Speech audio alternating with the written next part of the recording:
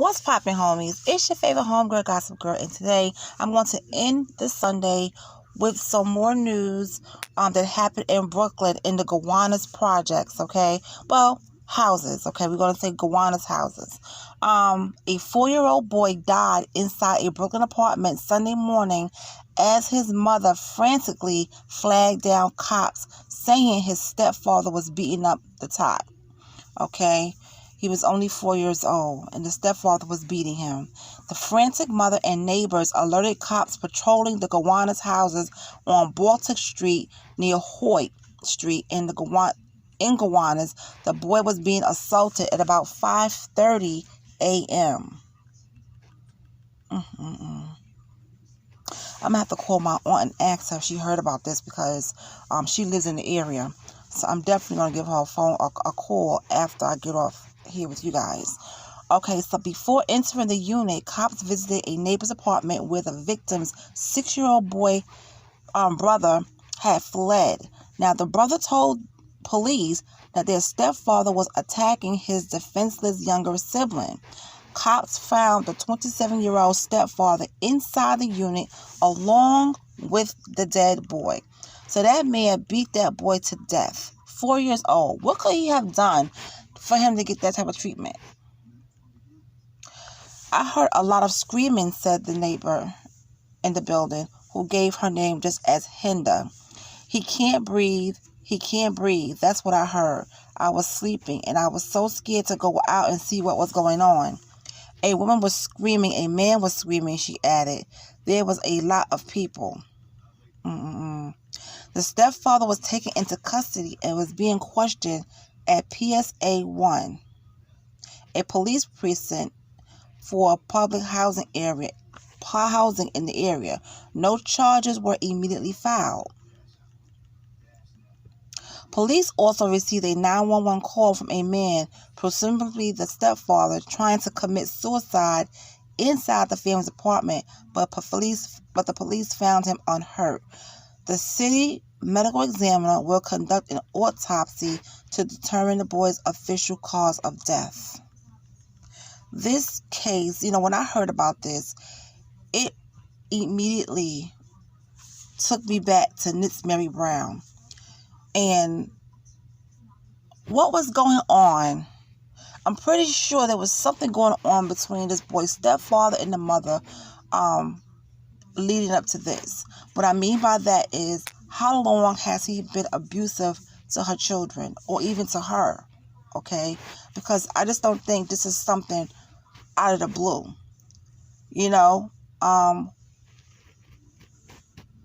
He's 4 years old, the little boy. He's a toddler. He's 4 years old. This is a grown man, 27 years old, beating a 4-year-old. His brother, who was 6 years old, ran, to a neighbor's apartment. He beat that little boy to death. That right there is nothing to excuse that. Nothing to excuse that. What do they mean no charges were immediately filed? So, has charges, now is what, 7:30 p.m. Has any charges been filed? This happened at 5:30 a.m. Okay, so it's 7:30 p.m. So, has any charges been filed? I just, that's what I want to know. Has any charges been filed? It's been a couple of hours. It's been more than a couple of hours. What's going on? Okay, so I like to give you information from 2 different articles, to see if they're saying something different. So, of course, they're saying that a 4-year-old boy died in Brooklyn on Sunday, and his stepdad is being considered as a suspect by the police. 2 officers were on patrol near the Gowanus houses. They were flagged down around 5 a.m. A New York NYPD detective says she told them her child was unconscious in the apartment. The officers performed CPR until emergency medical services arrived. Police said the child was taken to a hospital and pronounced dead.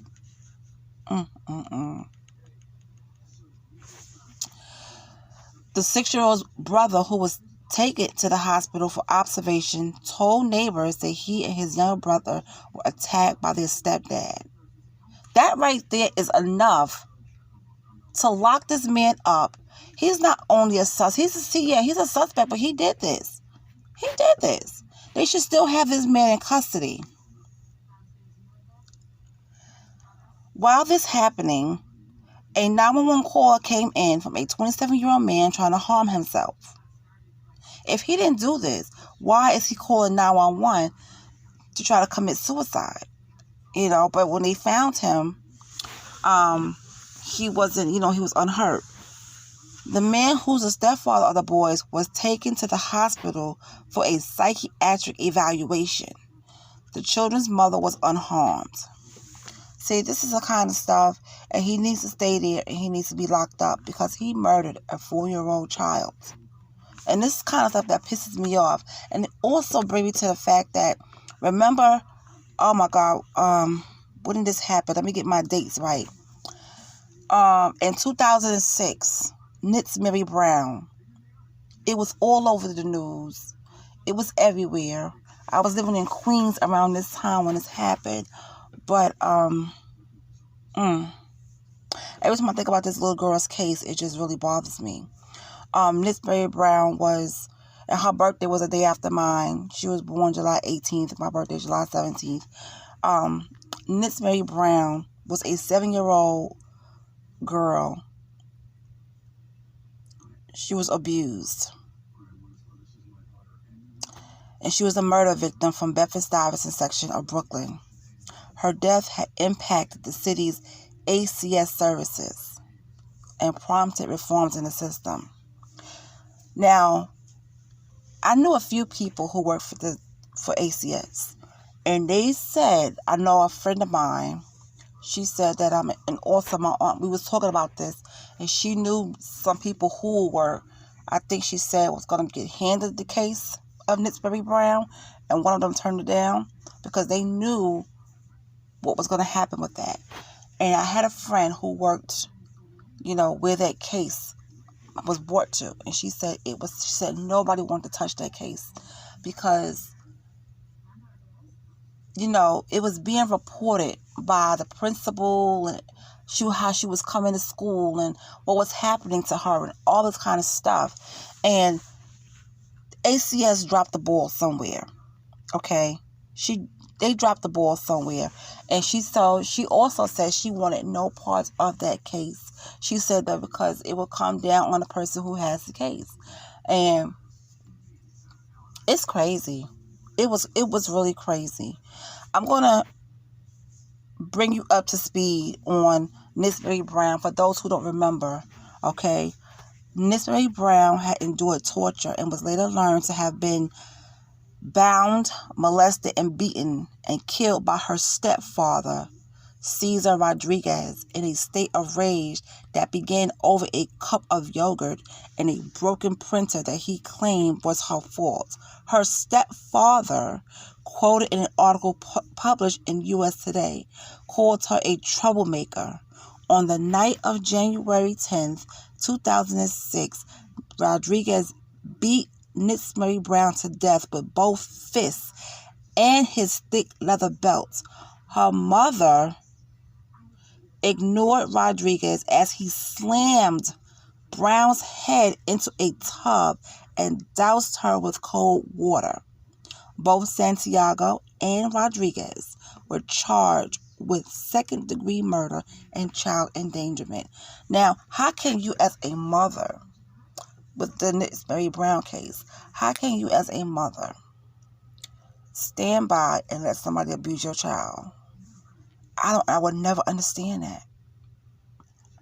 Listen, anybody tried to abuse any of my children in that kind of way, I will put the chrome to his dome and make him sweat like Heath, and I will pull the trigger. I'm not playing. When it comes to your children, you have to protect your children. But you have people out there, women who don't protect their children, who don't care. Hell, they will even sell their children to get what they want. And I'm sorry, but when it comes down to ACS, so many people slip through the cracks. But if you're one of the people who gets ACS called on you and your house is okay and nothing is wrong with your children and you're not abusing your children, they will take your kids from you. They will give you a hard time. But the ones who are actually being abused, they don't care. They turn a blind eye to it. I've seen it many a times. It's like, okay, this person is clearly on crack, or this person is letting this man abuse their child, but yet the child is still inside the home. They still have custody until something like this happens. And it happens all the time. It happens all the time. Let me tell you something. This case with Miss Mary Brown, it really, it was on my mind for months. For months. I could not even stop thinking about it.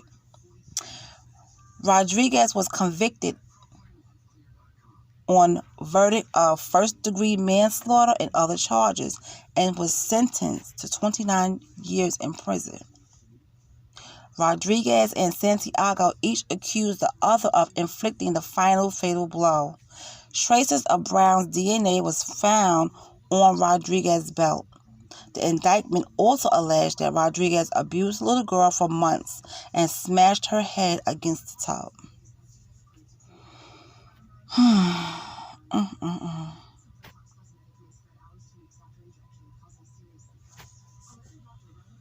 Evidence of previous abuse inflicted on Brown came to light in the news coverage of her murder was later drew public attention on the New York City Administration for Children's Services, which we call ACS, had received 2 complaints about Brown's family.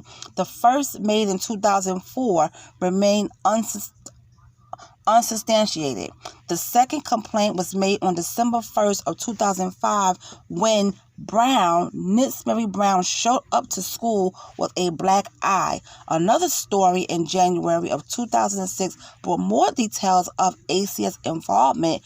Blame was eventually assigned to the ACS by the news media, and 6 children's services employees were disciplined.